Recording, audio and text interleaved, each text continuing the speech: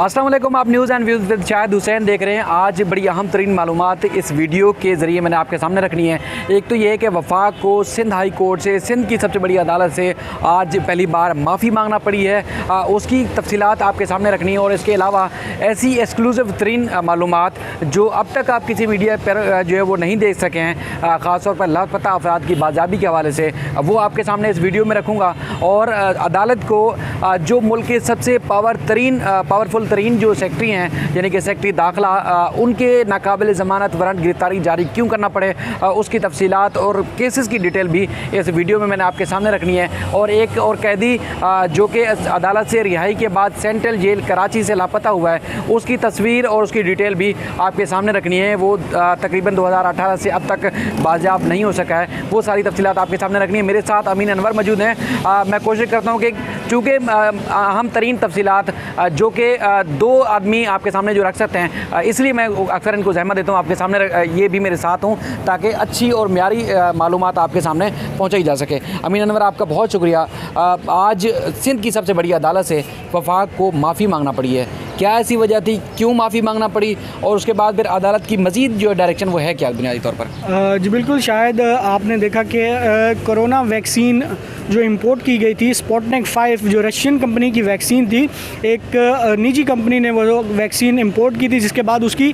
कीमत का तयन नहीं किया जा रहा था काफ़ी अरसे से, तो जिसके बाद उस कंपनी को बिलाखिर अदालत से रुजू करना पड़ा क्योंकि उनका कंसाइनमेंट भी रोक लिया गया था। जिसके बाद अदालत ने ये महसूस किया कि कोरोना वैक्सीन जो है वो इस वक्त लोगों को लगना ज़रूरी है, ताहम ड्रैप जो है वो मुसलसल उसकी कीमत के तयन में जो है ताख़िरी हरबे इस्तेमाल कर रहा था, जिस पर अदालत ने उनको ये कहा कि फ़िलहाल वैक्सीन की जो लगाने की जो ज़रूरत है शहरियों को, वो लगनी चाहिए। जिस पर अदालत ने कंपनी की जो तय करदा कीमत थी 12,600 रुपये, वो जो है उस पर कीमत की जो है फ़रोख्त की इजाज़त दी थी। ताहम इस मशरूत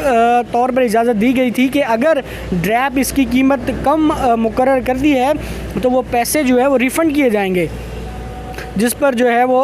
गुज़िश्ता समात पर हमने देखा कि ड्रैप ने उसकी 8,000 रुपये कीमत मुकर्रर की थी। जिसके बाद आज ड्रैप के वकील का कहना था कि वो जो इजाफ़ी पैसे आवाम से लिए गए हैं वो रिफ़ंड किए जाएँ, क्योंकि गुज़िश्ता समात पर हमने देखा था जो कंपनी के वकील हैं मखदूम अली ख़ान, उनका ये कहना था कि जिस बंदे को वैक्सीन लगाई जाएगी, जो ख़रीदेगा, उसका मुकम्मल डेटा रखेंगे और वो अदालत के सामने पेश किया जाएगा। इस पर जो है वो अदालत ने तमाम रिकॉर्ड भी उनको कहा था कि अदालत में जमा कराया, जिस पर अदालत ने कीमत के तयन ना करने पर ड्रैप को जो है वो शो कॉज नोटिस जारी किया गया था, जिस पर आज जो है वो गैर मशरूत माफ़ी मांग ली गई है अदालत से। जिस पर जो है वो अदालत ने कहा है कि ठीक है, आइंदा समात पर इस मामले को देखेंगे और कीमत के तयन के हवाले से ड्रैप का ये कहना था जो इजाफी पैसे वसूल किए गए हैं वो वापस लिए जाएँ। जिस पर अदालत ने इन तीनों बातों पर जो है वो समात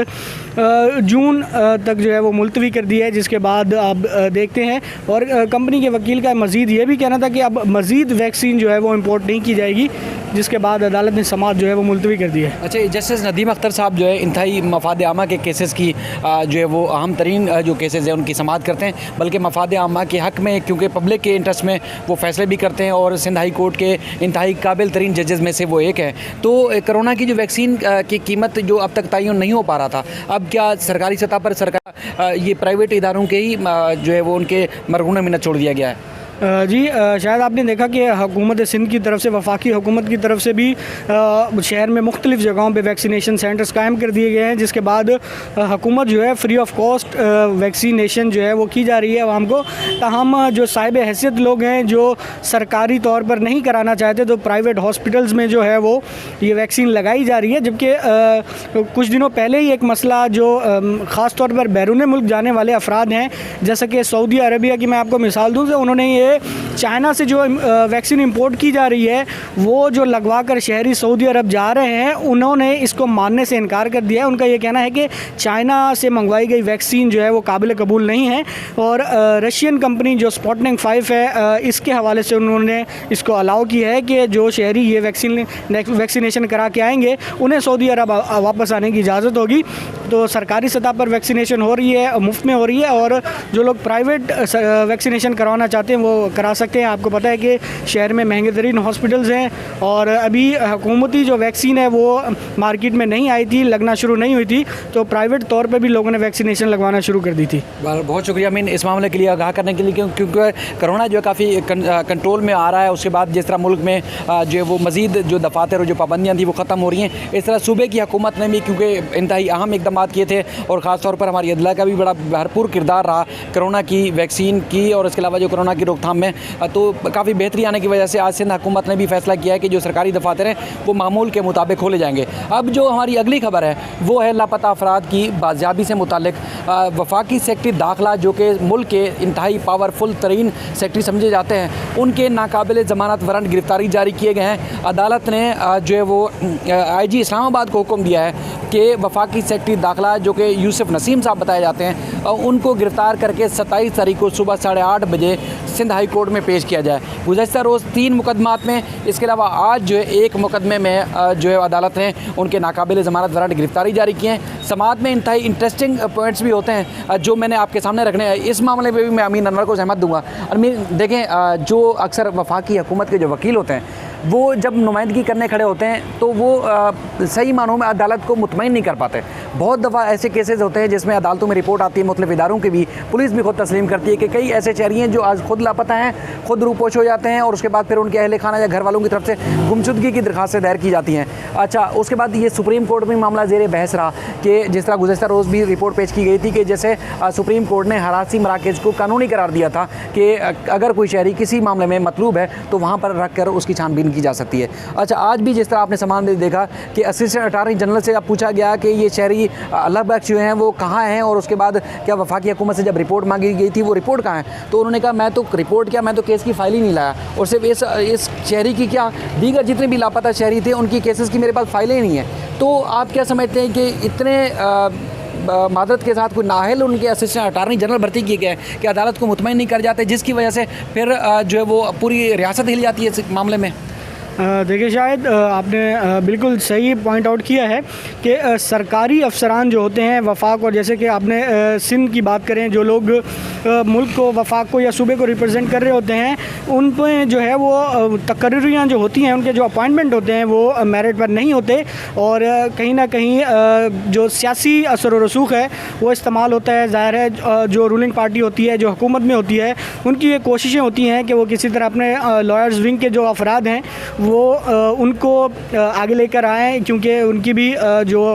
बेनिफिट्स होते हैं, फ़वाद होते हैं, इससे जुड़े होते हैं। तो ये कॉम्पिटेंट लोग जो हैं, आपको भी पता है, ना वो सरकारी वकील बनते हैं और ना ही वो जज बनने की कोशिश करते हैं, क्योंकि उनका ये कहना होता है कि इसमें कुछ ज़्यादा फ़ायदा नहीं है और सियासी तौर पर भर्तियाँ होती हैं, जिसकी वजह से खमियाजा जो है फिर वो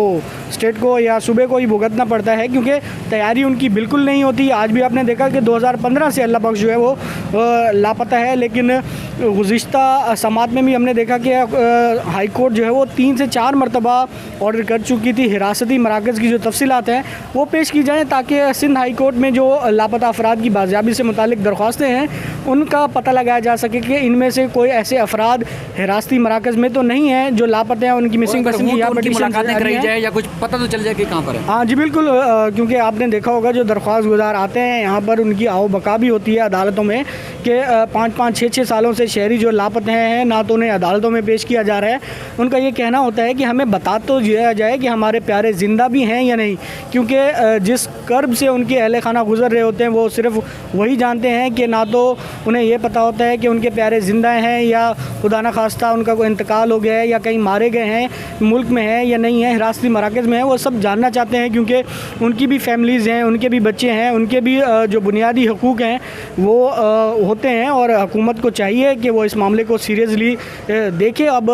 सिंध हाई कोर्ट ने 4 पटिशनों में जो है वफाकी सेक्रेटरी दाखिला यूसुफ नसीम खोकर उनके नाकाबिल ज़मानत वारंट गिरफ्तारी जारी किए हैं। तो अब देखते हैं कि ऑर्डर पढ़े थे, ऑर्डर आपने पढ़े, आज का भी पढ़ा, कल का भी पढ़ा, तो उस ऑर्डर में अदालत की लैंग्वेज क्या है? क्या अदालत इतना ज़्यादा गुस्से में नज़र आ रही है वफाकी हुकूमत के ऊपर या ये एक मामूल सी बात है? अदालत खासी बरहम है। अदालत ने ये कहा कि वफाक को कोई दिलचस्पी ही नहीं है कि वो इन लापता अफराद की बाजियाबी के लिए कोई कोशिशें करे। और दूसरा उनका ये कहना था कि वफाकी सेक्रेटरी दाखिला जो है वो सुप्रीम कोर्ट के जो एक केस पेंडिंग है उसके पीछे छुपने की कोशिश कर रहे हैं। तो अदालत ने काफ़ी मायूसी का इजहार किया। अदालत ने अपने ऑर्डर्स में पिछले जो ऑर्डर हैं वो भी रिप्रोड्यूस किए हैं, जिसमें देखा गया है कि अदालत ने बार बार डायरेक्शन दिए हैं कि हिरासती मराकज़ की जो रिपोर्ट है वो पेश की जाए। और चूँकि KPK हुकूमत के अंडर में आते हैं ये हिरासती मराकज़ जो हैं, तो कल भी हमने देखा जो कमेंट्स आए थे एक पिटीशन में, उनका ये कहना था कि KPK हुकूमत में जो है आला सतह पर ये बात की इशू उठाया गया है। ताहम अभी तफसीलात नहीं मिली हैं, चूँकि सुप्रीम कोर्ट में एक लार्जर बेंच भी इस किस्म के केस की समाअत करा था। वहाँ पर भी जो रिपोर्ट पेश की गई थी उससे जो है वो खुफिया रखने की इस्तदा की गई थी। वो इस हवाले से भी उनका ये कहना था कि काफ़ी हसास मामला हैं। आपने इससे पहले भी देखा कि अक्सर पुलिस के तफ्तीशी अफसरान की साजिश होती थी। पिछले कुछ ऑर्डर हम देख रहे हैं जिसमें पुलिस की जो एफर्ट्स हैं उसकी तारीफ़ की जा रही है, और ख़ास तौर पर जो मलबा आ रहा है वो वफाकी हुकूमत के ऊपर आ रहा है, क्योंकि अदालत कहती है कि ये कानून नाफिज करने वाले इदारों की जिम्मेदारी है कि जो लापता शहरी हैं वो उनको बाजाब कराकर या उनका सुराग लगाकर अदालत में पेश किया जाए। क्या पुलिस इतनी एक्टिव हो गई है कि अदालत उनसे एक्टिविटी से मुतमईन हो? जी बिल्कुल। सिंध हाई कोर्ट के मुताद्दिद ऑर्डर से जिसके बाद सूबाई पुलिस जो है उसने तो बेहतरी दिखाई है। जो सूबाई टास्क फोर्स की जो कमेटियां बनाई गई हैं, JITs बनाई गई हैं, उसमें तफ्तीशी अफसरान जो हैं वो मुमकिन तौर पर ये कोशिश करते हैं कि किसी तरह ट्रेस आउट किया जाए। उनकी ट्रैवल हिस्ट्री पर बाकायदा तौर पर एक SOPs बनाया गया है मिसिंग पर्सन के हवाले से, जो तफ्तीशी अफसरान तैनात किए गए हैं कि किस तरह इन मामलात की तहकीकात करनी है और कैसे इसको तहकीकात को आगे लेकर चलना है। तो उसमें बेहतरी तो आई है। अब देखते हैं कि वफाकी हुकूमत 27 मई को जो डेट रखी गई है इस किस्म के मुकदमात में जिसमें वारंट गिरफ्तारी जारी किए गए उनकी समाअत है, तो देखते हैं अब वफाकी हुकूमत अपनी जिम्मेदारी किस तरह अदा करती है। अमीन, आपका बहुत शुक्रिया। अब वो मालूमात आपके सामने रखता हूँ, क्योंकि जो 2012 या 8 के बाद से ये सिलसिला शुरू हुआ था लापता अफराद के हवाले से, तो तकरीबन 4000 के करीब शहरी जो थे वो कराची से लापता थे। अब जो ज़्यादातर जो शहरी हैं, बेशतर शहरी, वो बाजियाब हो चुके हैं। अब बताया जाता है कि सिंध के मुख्तलिफ डिवीज़न से कराची समेत तो तकरीबन 340 के करीब शहरी लापता हैं अब भी, लेकिन उनकी बाजियाबी के लिए इक़दाम किए जा रहे हैं। लेकिन जो वफाकी सेक्रेटरी दाखिला हैं उनके ऊपर जो बराह रास्त जो उनको अदालतों के अहकामात को नज़रअंदाज करने के जो इल्ज़ामात हैं वो मजमूई तौर पर जो मुख्तलिफ CPs यानी कि जो आइनी दरख्वास्तें दायर की गई हैं उनकी जो तफसीलात मैंने हासिल की हैं वो तकरीबन 29 हैं। 29 ऐसी CPs हैं जो कि 2015, 17, 18, 19 से ज़ेरे इल्तवा का शिकार हैं। सूबाई हुकूमत ने अपने हाथ उठा लिए हैं, सूबाई जो पुलिस है उन्होंने अपने हाथ उठा लिए कि इनकी शहरी जो लापता हैं उनकी गुमशुदगी के बारे में पुलिस को इल्म नहीं है। वफाकी हुकूमत भी चूँकि केसेस में नामजद होती है, फ़रीक होती है, तो इसलिए अदालत ने 12 नोटिस जारी किए, तफसीलात मांगी, हरासी मराकज़ की मजबूरन शोकाज नोटिस जारी करना पड़ा। उसके बाद फिर बिल आखिर अब अदालत को जो है वो सेक्रेटरी दाखिला के नाकाबिल ज़मानत वारंट गिरफ्तारी जारी करने पड़े हैं, ताकि जो मुसलसल अदालती अहकामात को नज़रअंदाज किया जा रहा है उसकी तफसीलात सामने आ सके। क्योंकि इससे पहले मैं बता रहा हूँ कि जैसे 4000 से ज़ायद शहरी लापता थे, बेशतर वापस आ चुके हैं, बेशतर जो है जिनकी कुछ की गिरफ्तारियाँ ज़ाहिर हो चुकी हैं। अदालत अपनी ऑब्जर्वेशन में ये भी बता चुकी है कि जिस तरह शहरी आज खुद भी रूपोश हो जाते हैं गिरफ्तारियों से बचने के लिए जो मुख्तलिफ इदारों को मतलूब होते हैं। दूसरी जानब जैसे अमीन ने भी निशानदेही की कि जो सरकारी वकला होते हैं बुनियादी तौर पर अदालत को मुतमईन नहीं कर पाते, जो रियासत की पैरवी करते हैं। आज जो साहब गुलफराज खटक साहब पेश हुए हैं उनका ताल्लुक MQM लंदन से बताया जाता है, और जो केसेस हैं उनके ऊपर भी जिस तरह MQM के रहनुमाओं के खिलाफ दर्ज हैं मुल्क से गद्दारी, और इसके अलावा अल्ताफ़ हुसैन जो MQM के रहनुमा थे उनके साथ वो शरीक मुलज़म भी है बगावत, गद्दारी और इसके अलावा संगीन नौयत के इल्ज़ामात के तहत वो ADC में मुलज़म भी हैं, और यहाँ असिस्टेंट अटार्नी जनरल के तौर पर भी अदालत में पेश होते हैं। अब खुद अंदाज़ा लगाएं कि कितनी काबिलियत और कितनी हमारी जो एक इदारों की जो है वो एक इंक्वायरी होती होगी कि अगर कोई आम आदमी अगर किसी मुकदमे में मुलव्वस हो तो उसको किसी आला ओहदे पर नहीं तैनात किया जाता, तो फिर हमारे खटक साहब को जो है वो आला ओहदे पर तैनात कर दिया गया है। आखिरी और छोटी सी बात कि 2018 में 29 जनवरी को ATC से एक कैदी जिसका नाम बताया जाता है ताहिर जमान, वो जो है रिहा होते हैं। उसके बाद फिर उन रिहा होने के बाद जो वो अब तक जेल से बाहर नहीं आए। अब पुलिस हुकाम की जानिब से बताया गया है कि उनको हमने 29 को जो वो रिहा किया, 29 जनवरी 2018 को, और फिर कुछ दस्तावेज़ात पेश की गई जिसमें बताया गया कि 30 जनवरी 2018 को ATC से उस हुक्मनामे की तस्दीक की गई थी। मुल्ज़म के इस शहरी के खिलाफ, ताहिर ज़मान के खिलाफ मशको गोट थाने में मुकदमा दर्ज था, लेकिन अब तक उसका जो घर वाले हैं उनका कहना है कि ये जेल से बाहर ही नहीं आया। दूसरा हसन सहतो जो कि उस वक्त भी जेल सुपरिटेंडेंट थे और अब भी सुपरिटेंडेंट हैं, तो जो दरख्वास्त गुजार के वकील हैं उनका कहना है कि वो और जेल इंतज़ामिया जो है वो इस शहरी की पुरअसरार गुमशुदगी में मुलव्वस है, क्योंकि हसन सहतो के खिलाफ कोई भी हमारा इदारा, कोई सहाफ़ी खबर नहीं चलाता। लेकिन अब अदालत ने रिकॉर्ड तलब किया है, ओरिजिनल रिकॉर्ड के, जिसमें ये पता लगाया जा सके कि हसन सहतो की जो मातहत सेंट्रल जेल कराची कैम है, वहाँ से ये ताहिर ज़मान शहरी जो कि इतने अरसे से लापता है वो कहाँ गया, क्योंकि ये भी इल्ज़ाम है कि जो रिकॉर्ड पेश किया गया वो भी टेम्पर्ड है, यानी कि उसको मिटा के दूसरी उसमें एंट्री की गई है, और उसके बाद शहरी अब तक जो है वो बाजियाब नहीं हो सका है, कहाँ है उसका कोई सुराग नहीं लगा सका। मैं शुक्रिया अदा करता हूँ ज़फ़र सुमरो का, क्योंकि उन्होंने आज बड़े अहम फ़राइज़ अंजाम दिए, और मैं मज़ीद भी इस सिलसिले में आपको अपडेट करता रहूँगा। देखते रहिए news and views with Shahid Hussain.